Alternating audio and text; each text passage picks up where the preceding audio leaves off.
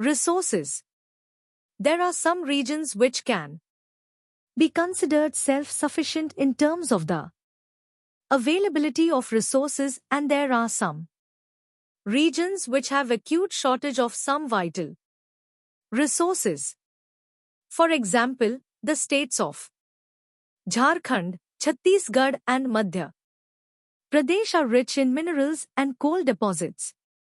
Arunachal Pradesh has abundance of water resources but lacks in infrastructural development. The state of Rajasthan is very well endowed with solar and wind energy but lacks in water resources. The cold desert of Ladakh is relatively isolated from the rest of the country. It has very rich cultural heritage but it is deficient in water, infrastructure and some vital minerals. This calls for balanced resource planning at the national, state, regional and local levels.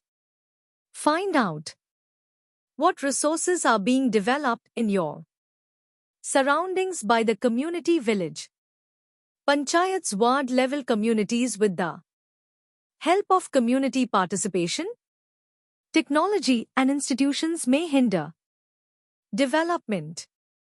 There are many regions in our country that are rich in resources but these are included in economically backward regions. On the contrary, there are some regions which have a poor resource base but they are economically developed.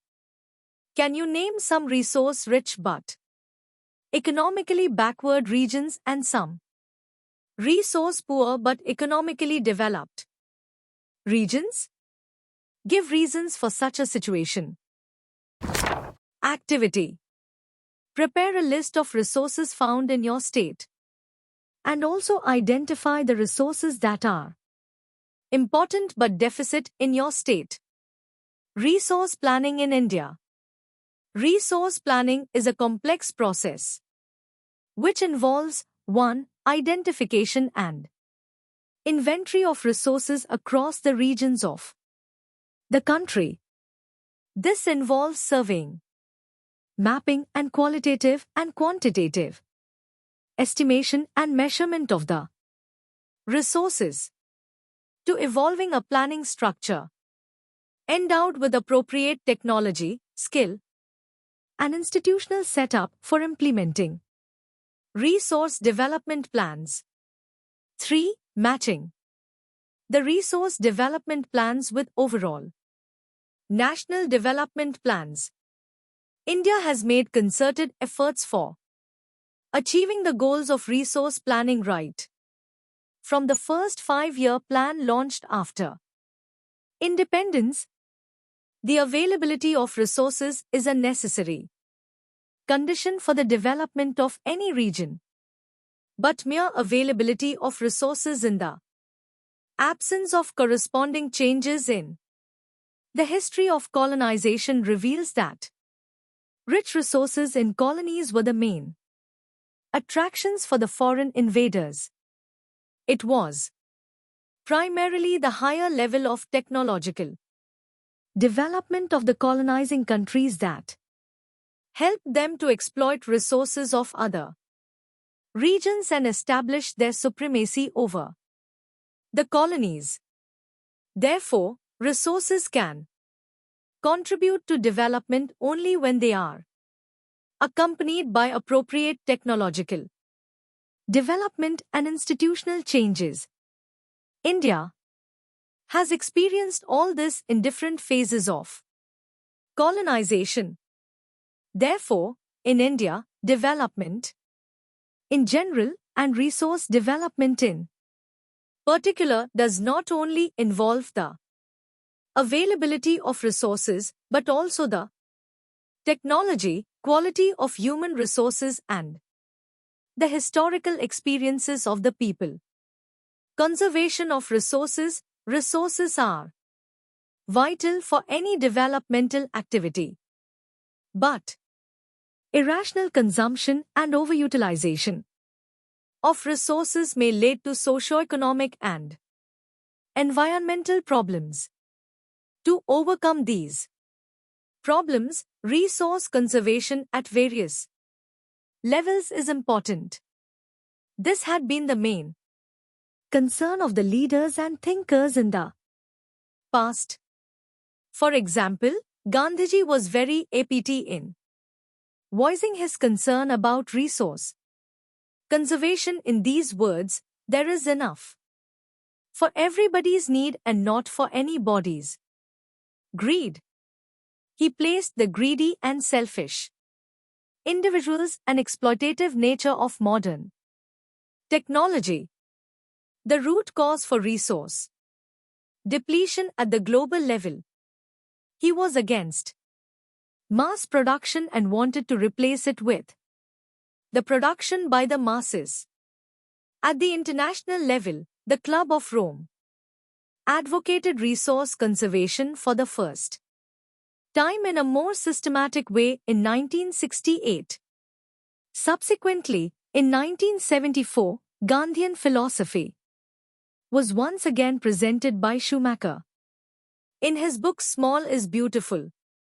The seminal contribution with respect to resource conservation at the global level was made by the Brundtland Commission Report, 1987.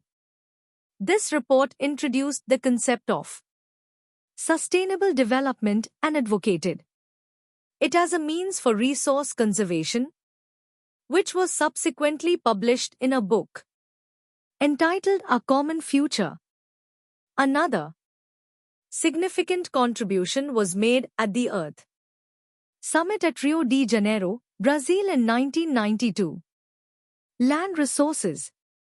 We live on land, we perform our economic activities on land, and we use it in different ways. Thus, land is natural resource of utmost importance. It supports natural vegetation, wildlife, human life, economic activities, transport and communication systems. However, land is an asset of a finite magnitude, therefore, it is important to use the plains 27%, mountains 30%, plateaus 27%. Fig 1.2, India land under important relief. Features. Available land for various purposes with careful planning. India has land under a variety of relief features, namely, mountains, plateaus, plains, and islands. About 43% of the land area is plain, which provides facilities for agriculture and industry.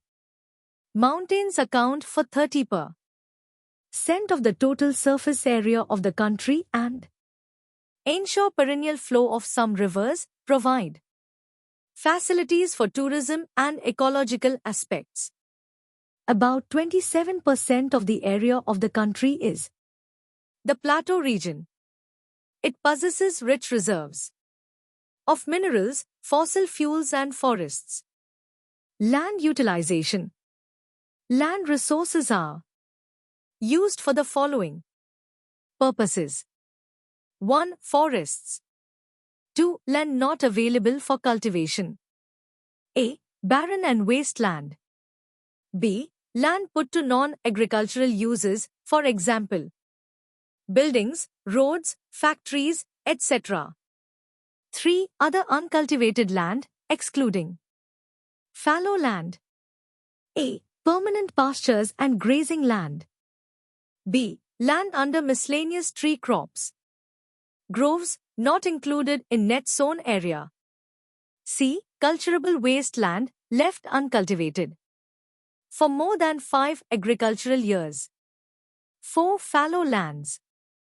A. Current fallow left without cultivation for 1 or less than 1 agricultural year.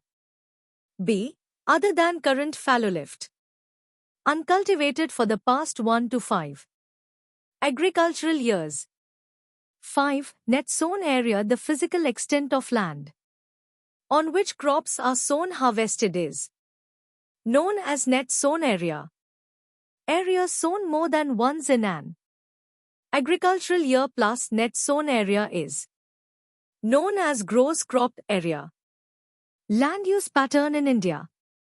The use of land is determined both by physical factors such as topography, climate, soil types, as well as human factors such as population, density, technological capability and culture, and traditions etc.